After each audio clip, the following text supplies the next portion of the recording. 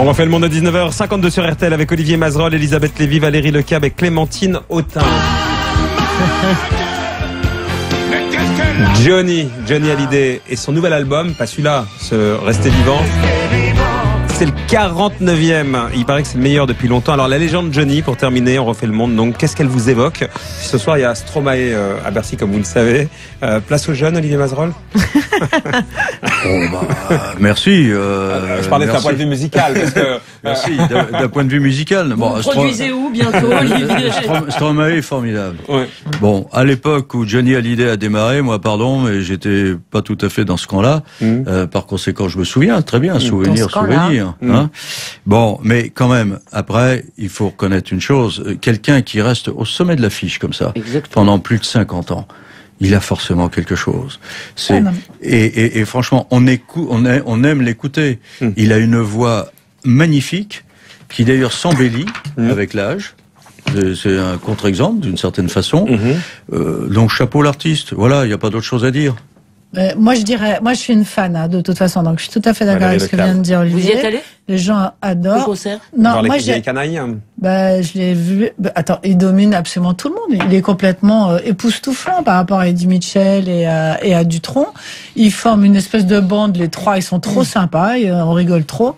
Ils ont trouvé un espèce. Moi, je trouve que c'est un truc formidable leur vieille. Alors, il y a qu'un problème, c'est qu'il n'y a pas une femme sur scène, ni dans les coulisses, alors, ni nulle part. Le spectacle est il y a bien, que des mecs. Non, mais c'est un peu. Franchement, si le spectacle est bien, mais moi, je trouve qu'il y a des femmes. Mais j'ai trop arrêté de compter les femmes. Je trouve Johnny formidable. En plus, c'est un survivor. On nous avait dit qu'il était mort. Il est revenu, resté vivant d'ailleurs. Et en plus, moi, je l'ai pas entendu l'album, mais il paraît qu'il est très bien. Voilà. Moi, j'ai pas non plus entendu l'album. Et vous avez entendu le single. Le single, voilà. Mais moi, je suis comme Valérie. Je suis complètement fan. Moi, je l'ai vu à la fête de l'UMA sur scène. Non, mais c'est vrai en plus. Et voilà, je suis complètement fan. J'aime la chanson et j'aime la chanson populaire. Et j'ai plein de. Voilà. J'aime pas forcément quand il me parle d'autre chose. J'aime bien quand il chante. Mais c'est ça qui est formidable. Mais moi, ce qui me frappe il fait plaisir. Moi, j'aime vraiment. Il donne du bonheur à beaucoup de gens. Voilà, à une multitude de gens. Et finalement, il joue pas à ce qu'il est pas. C'est un chanteur. Il laisse pas te dire voilà le code de vie, c'est comme ça. Il a du bonheur à faire ce qu'il fait, je pense. Et ça, franchement, moi, j'ai pas l'impression que ce soit ça, parce que les dernières déclarations qu'il a faites, le bonheur de sa vie a l'air plus compliqué que ça. D'abord, on est tous impressionnés. D'abord, c'est une génération bénie. Regardez tous les vieux. Non, mais regardez les Stones, regardez Pink Floyd, regardez. C'est une génération bénie. Ça pour ça, chapeau. Moi, ce qui me fait marrer, c'est qu'en fait, il y a quelques années, il était très mode de se payer la tête de Johnny, qui était considéré comme un crétin tout le temps, qui était. Alors moi, j'ai quand même une mauvaise nouvelle pour Johnny, c'est que maintenant, il fait la une de Télérama, qui est quand même le journal de gauche, qui est quand même le journal qui a. Arrêtez, il se foutait de lui. Je veux dire, c'est comme maintenant, ils ont sens de bord qu'il détestait, comme il y en a plein. Alors ça, c'est pas une bonne nouvelle pour Johnny, mais cela dit, j'ai l'impression qu'il y a aussi quelque chose, c'est que Johnny, je vous rappelle, sa carrière a commencé avec la 5e République, et entre nous, elle va mieux que la 5e République. Et finalement, il y a plein de gens à qui il doit rappeler leur jeunesse, leur enfance, qui est en gros l'espèce d'âge d'or des 30 glorieuses. Je sais pas si c'était un âge d'or, mais c'est un peu comme ça dans l'imaginaire. Et pourquoi on va chercher Gérard Depardieu et pas Johnny Hallyday sur son exil fiscal? Là, il y en a pas aucun des quatre. Tout le monde s'en fout. Sur Depardieu c'est allé, sur Johnny Hallyday personne ne parle. Non, tout le monde s'en fout. Bah oui, mais moi je m'en fous pas. C'est marrant. Je pensais qu'il y en a une au moins qui allait en parler.